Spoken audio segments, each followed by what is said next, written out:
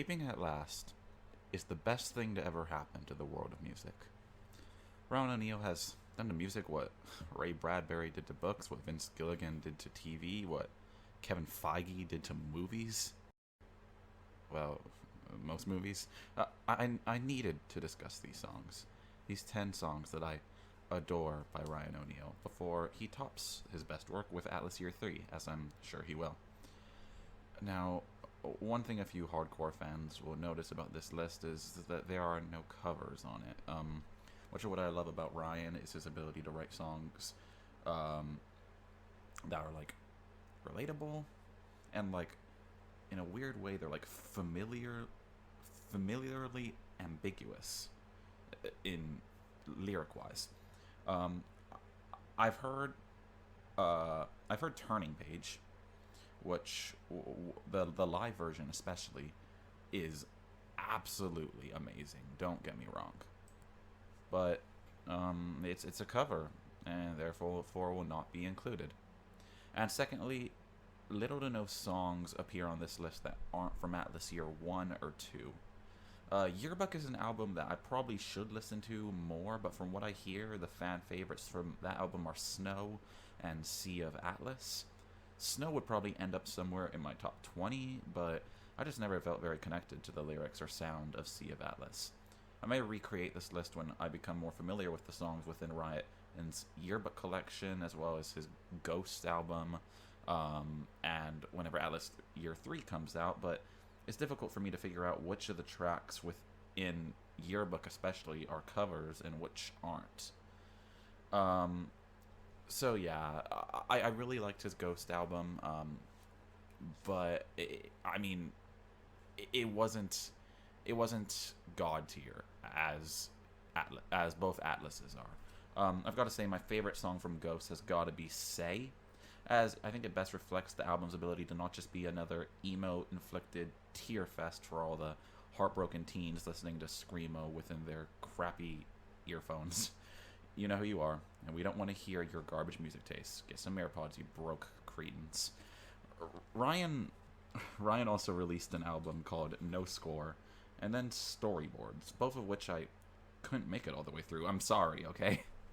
So again, this list may seem to contain lots of Ryan's recent work, but that's because I truly believe he gets better with every album he releases. So enough rambling. Here's my picks for the top 10 best Sleeping at Last songs from his Atlas albums.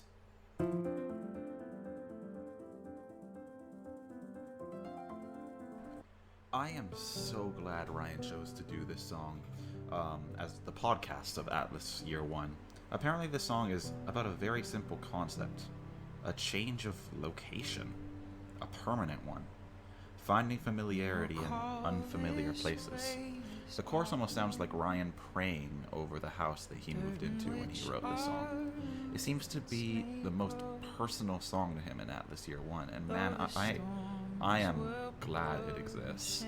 I've had to move houses 6 times through my 19-year-old life, so this has applied to me so much in the past, and I'm sure it will in the future too. The house can even be seen as a metaphor for an even deeper change, a change in relationship or in maturity of one own's mind. And just like a work of art, we'll tell our stories on these walls. Let the years we're here be kind, be kind. Sweetheart, you look a little tired. Speaking of songs that are personal to Ryan, a song that expresses the true beauty of raising a child, in my opinion, is Daughter. While Son kind of reflects on a darker theme, like the pain that parenting presents, slash, not really, sorry, that's a bad way of phrasing it. the pain that parents are capable of guiding their kids through. More like Daughter focuses on the praise, the love, and the joy that true parents feel towards their children in the best of times. It's one of Ryan's most feel-good tracks and almost sounds like a Disney princess song in a weird way. It also perfectly expresses the concept of childlike wonder through the line, "Our ceiling is your floor." Every time I hear it, I just feel warm and bubbly inside, and I start to look forward to raising my own kid more and more. I'm only 19, so that might be a long time from now, but until then, this song will do. And I'm sure I'll continue to hold on to these lyrics through wherever life brings me next. Daughter is a song that reminds me there's still reason to feel amazing about living, even within this broken world of broken relationships. However, no song portrays that message better than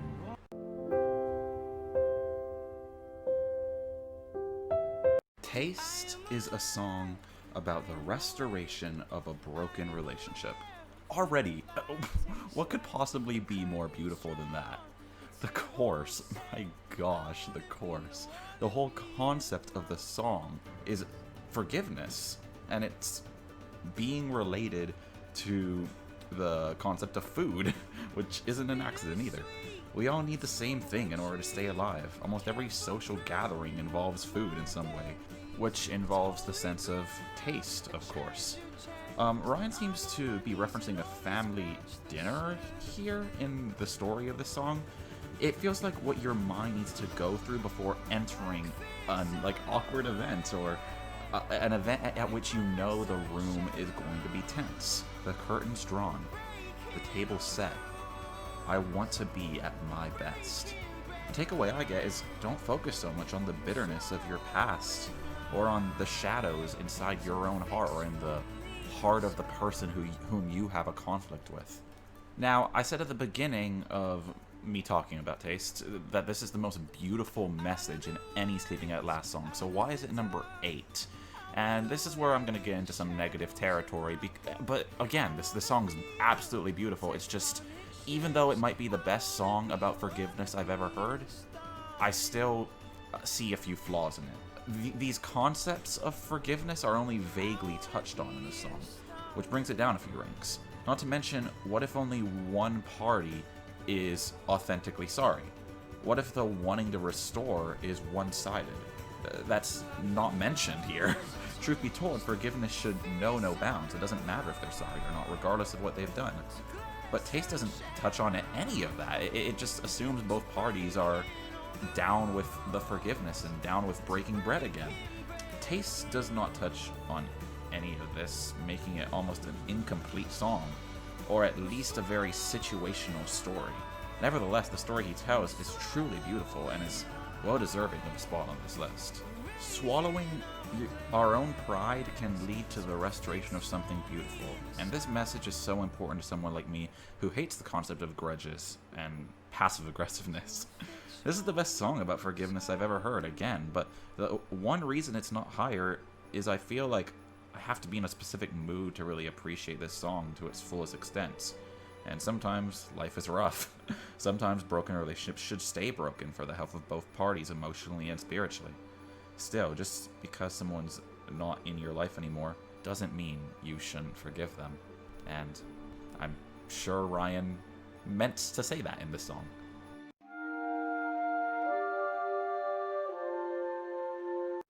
I was a lot more negative towards Taste than Daughter and North. This is because my favorite songs make me think the most. North wasn't overly hard to figure out, and Daughter was just a song that made me feel good. Despite Taste's light overtones, it produced some of the darker, more introspective thoughts in my head. It really made me use my mind, and although this song ain't about my core intelligence center, at its core, mind is a complicated, beautiful masterpiece. And yes, I did just make a pun with the song's title. Deal with it. Where Taste succeeded in making a song of hope, joy, forgiveness, and inspiration, mine succeeds in being one of the most unique tracks I've ever heard. At first I thought I could place it in the rock category, but after a few more listens, I felt like calling it a rock song was criminally incorrect. Criminally incorrect. My bad. It's electronic with a mix of a choir sound in the background.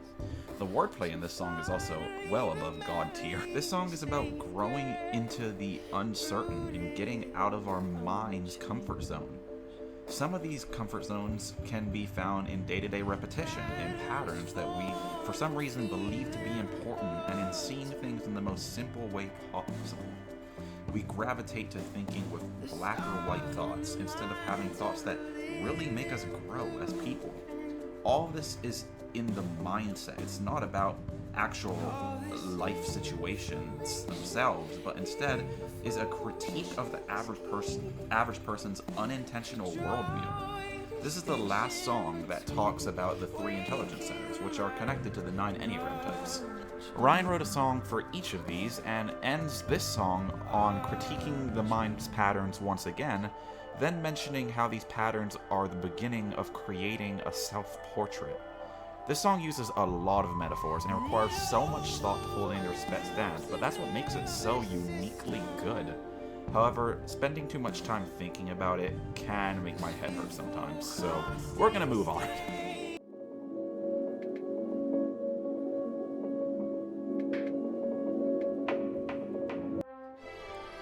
Uneven Odds is less of a song than it is a story, and nevertheless, it still makes for a fantastic song. It has 2 main characters who I will label the caretaker and the child. The child has lost both of his parents. His father's fate is left ambiguous, however we do know that the caretaker once knew him well. The caretaker appears to be talking to the child at the beginning.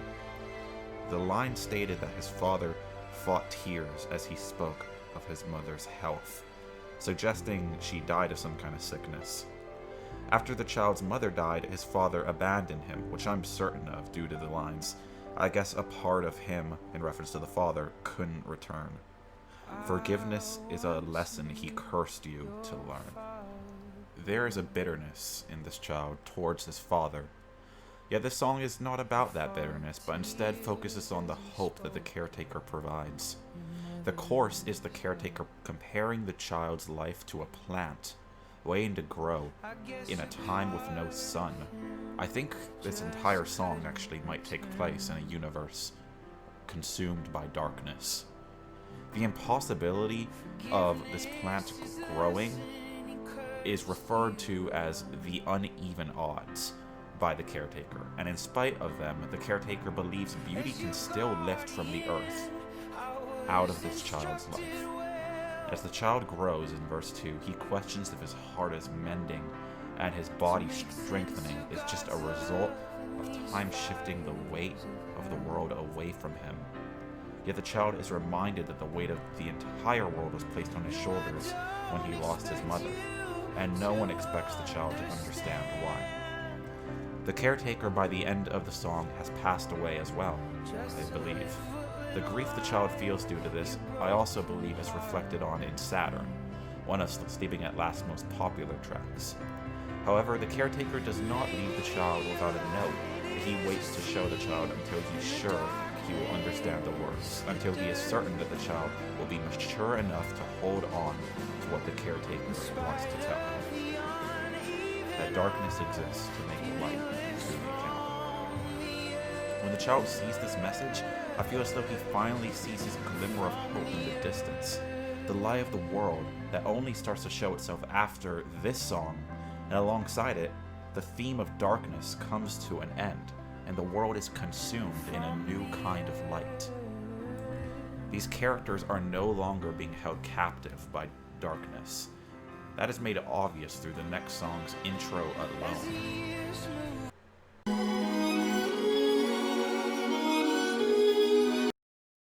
Light. Gosh, if you don't listen to this song after Uneven Odds and don't have it on full blast, you're doing it a disservice. Especially the intro. Gosh, this intro can only be described as an explosion of light. By the way, why do the child and the caretaker have better character arcs than half the characters I've witnessed on film and literature? You know, the mediums that actually should be about well-developed characters. And I could not put it above Uneven Odds. It's the continuation of the child's story. It's much shorter than Uneven Odds, but the message is clearly shown through the amazing intro, chorus, and verses. In that order, by the way, I do believe the intro is the best part of this song. Throughout the song, since the child has grown enough to have his own family and he is describing all the things he will do for them in the chorus. The bridge expands on this concept, but also references the concept of the one and only verse of the song. The world is surrounded by an overwhelming amount of light. The child believes this is due to his ability to let go of his past and do better than his father. Yet him doing better may mean wrong once again, in the picture. That's just a theory of mine, though, since there's no verses in reference to his wife, but there is a verse in reference to him doing better than his father. I believe that may be because he was put into a similar situation to his father. I hope that makes sense. Anyway, Light is fantastic. I have no complaints about it. It's my number 5. Yeah. I identify myself as an Enneagram Type 2, the helper, and I love Ryan's song for Type 2s.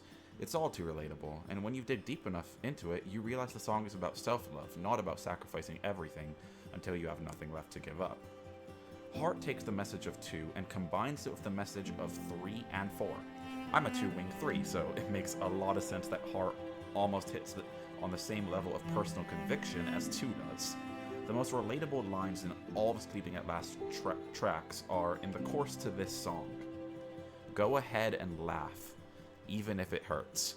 Go ahead and pull the pin. I doubt I need to explain why. And I also love that pulling the pin is referencing both a parachute, something that saves lives, as well as a grenade, something that destroys. Ryan has admitted to this song basically being a love letter to his wife, but it feels like a love letter to all of humanity. Also, cutest couple line of 2020 has gotta be, I'll be the dangerous ledge, you'll be the parachute. So freaking awesome. It's almost too adorable to handle. I'm gonna move on before I die of cuteness. Energy, energy, energy. This spot could have gone to any of the other Enneagram songs if it weren't for the song's unbelievable amount of energy. Lyrically speaking, this song is on par with every other Enneagram song, though some would argue that 6 and 9 are both better songs lyrically. After all, Ryan is a 9, so of course the song about the 9 would be the most personal to him, and then become the most personal in general. And 6 is, well, it's in like a bunch of TikToks. By the way, did y'all hear TikTok is getting shut down by Donald Trump? Go Trump! Anyway, none of that matters when you pay attention to the sound of the song. The battle cry that is the 8, the person, and the song. Some of my best friends, as well as some of my family, are 8s, and they are some of my favorite people in the world. The authenticity of them means so much to me, and yes, I do know that the Enneagram website says that 2s and 8s often have the most unhealthy relationships, and I also heavily disagree. 8 is a song about someone who is fearful to trust anyone at all, being strong enough to open up. 2s have the reverse of that problem, opening up too much of themselves to someone too quickly. That's why becoming an unhealthy 8 is a good direction for an unhealthy 2 to go in, and some of the lyrics in this song portray that perfectly. I can't afford, no, I refuse to be rejected, and you won't see all that I have to lose and all I've lost in the fight to protect it are the best examples I can find of this. Also, I kind of see myself, like I describe myself as fearfully trusting, and I pride myself on that description. And that's probably because, yes, that's an unhealthy description for an 8, but that's actually a really healthy description for a 2. So if I'm fearfully trusting, then that is the healthiest 2 I could possibly be, you know? If that makes sense at all. In the end of the song, the 8 is clearly the strongest of all the Enneagram types, shaping the ground with all their might, finding purpose on the front lines of the battle, and becoming invincible after being completely destroyed, then completely built back up again. Seriously, I don't care who you are. If this message doesn't inspire you, you got issues, man. The song is a reminder to be grateful for those things in your life that hurt you, as they are the most important part of who you are and who you continue to become throughout every day. 8 is a song that will stick with me, as well as many other people forever, and I'd say without a doubt is the best Enneagram song in Atlas Year 2. Number 3 is a personality type, portrayed perfectly. Number 2 is an emotion, portrayed even better. An emotion that every Enneagram type experiences at one time or another. Ryan has said that Anger is a return to form for him. It's a rock song, similar to those found in his first 3 albums, yet this is above all of those. Seriously, if Ryan got back into rock today, I have no doubt he'd top every chart. His soft-sounding voice mixed with the epic instrumental gaining more and more energy as the song goes on. It's just absolutely beautiful. My ears feel like they're in heaven while listening to this song, and can I just talk about his vocals again? For some reason, for someone whose voice is usually super soft and who stays with a pretty standard amount of energy through a song, like more 8, this song is a fantastic change of pace.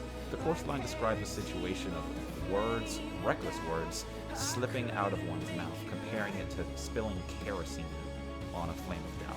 My favorite part of this song is when Ryan goes crazy in the line, "I leave behind miles and miles of jagged lines." The way he says miles is just like he has never reached that much energy in a song before this one.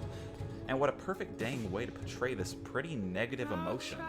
But unlike Taste, that has a very one-sided feel throughout the entire song, this song does not stick to its original feeling. At the end of every chorus there's a line, "Sooner or later the fire dies down, and I open my eyes." This line is rephrased in the end to say, "and I open my eyes again," almost as a way of Ryan taking a deep breath and saying, enough is enough, this anger, this fighting, this conflict, it's pointless, and yet I keep going back to it. But at least in the end, I never stay blinded. I can always open my eyes again and reflect on what I've done wrong. Even though a lot of the lyrics suggest hopelessness, the ending suggests the opposite, which I think is even more than a beautiful than suggesting nothing but a message of purpose. Honorable mentions. Body. Great song. Probably would take the number 11 spot, but I already had 2 Intelligence Center songs in here. But still, that just speaks volumes on how good those are. Sight. Kinda sounds like a song that's played at a funeral. I wouldn't mind it playing at mine, if I'm being honest. Life. Great song about childlike wonder, but Daughter's a lot better, though. The 9 Enneagram songs. They're all good, and it really comes down to personal preference when deciding which one's your favorite, but still, if 8 isn't your favorite, your opinion's wrong. Now, the number 1 best Sleeping at Last song, in my humble opinion, is... Number 1 is Earth. This song is so difficult to interpret, and I freaking love it. It's one of the only songs that Ryan has not spoken a word on, which adds to the beauty of the ambiguity even more. I'd like to go over some of the theories and the main lyrics that back each of these, but remember, none of these are set in stone. Whatever you get out of this song is sacred, and no theory is better than how it has affected you. The first theory is that this song is about a man living a life without God. Seeing that Ryan is a Christian artist makes this theory probable, although weirdly enough, this is my least favorite theory, even being Christian myself. The lyric that best supports this theory, I believe, is the chorus line, "Fault lines tremble underneath my glass house." Christians often reference faith as building up your own life on a strong foundation. Yet here Ryan is mentioning how weak the foundation is of this character's glass house. The glass house is a reference to the secular worldview and how easily one's heart can be shattered. Yet this man considers it courage to live his life without a lifeline, and says it's faith to not live with a God or a greater good at his side, but instead, just living. When the house comes crashing down, it's a chaotic mess, and everyone near them is affected and swept away in the wreckage of their life. They waited too long for the inevitable disaster, from living a foolish life that couldn't sustain itself, and now they're all suffering from its collapse. The countdown to utter destruction has begun, and it's too late to pull itself together. The echo is God, and being as wide as the equator shows that he is the one thing big enough and powerful enough to contend with the earth. He is the one relief from collapse, through traveling through a world of built-up anger to redeem it. Another much simpler theory is that it's a critique of capitalism. No joke, probably my favorite theory. The only line supporting this is, "Sold soon after the appraisal, the hammer struck the auction table louder than anything I've ever heard." The main thing that brings this theory any relevancy is the last theory, and my personal favorite: man's inability to protect his own world. I personally am not a huge climate change advocate, nor do I believe this song is about climate change, but I do believe Ryan is encouraging people not to turn a blind eye to the world ending. There was an earthquake. There was an avalanche of change. We were so afraid. We cried ourselves a hurricane. There were floods, tidal waves over us, so we folded our hands and prayed. Like a domino, these wildfires grow and grow until a brand new world takes shape. If you look back at the world without God theory, this bridge is super positive and is basically describing the events of Revelation and the new world that comes after. But the brand new world taking shape could be the destruction that all these things bring. A world in ruin could very well be the world Ryan is referring to. Till the sirens sound, I'm safe is a lyric that really works in relation to any of these theories. However, the character repeating these words at the end almost feels like him saying, I can't believe I once believed that once the sirens sounded, I'd be safe. Look what really happened. Something sounded. Either he was left behind during the tribulation, he is in a world destroyed by those who refuse to care about the environment, or storms and floods keep destroying his glass house and his family, as his family takes shelter away from him. However, the line, a countdown begins until the dynamite gives in, being placed right after a mention of the man's family, has some very depressing implications. This song is a complete story, similar to Uneven Odds and Light. The difference being it's far more ambiguous of a story. The entire story is told in one song, and it's produced some of the coolest theories in the entire Sleeping at Last community. I highly recommend looking deeper into it because the lyrics are some of the most interesting I've ever heard. Oh, and did I mention the song has my favorite chorus of any song ever? The sound, the lyrics, the raw emotion, it all creates the best Sleeping at Last song I've ever heard. I guess we'll just wait and see if Yearbook and Atlas Year 3 are able to top it. I hope there's a bit more ambiguity to the songs in Atlas Year 3 because Year 2 has no songs that were as mysterious as Earth, which really added to its uniqueness. Then again, maybe it's best for that uniqueness to never be tainted by rehashes. Anyways, guys, I hope you enjoyed my list. Hope you found it insightful, and I hope you always remember that if your favorite Sleeping at Last song didn't make it on this list, it's just simply because I hate you.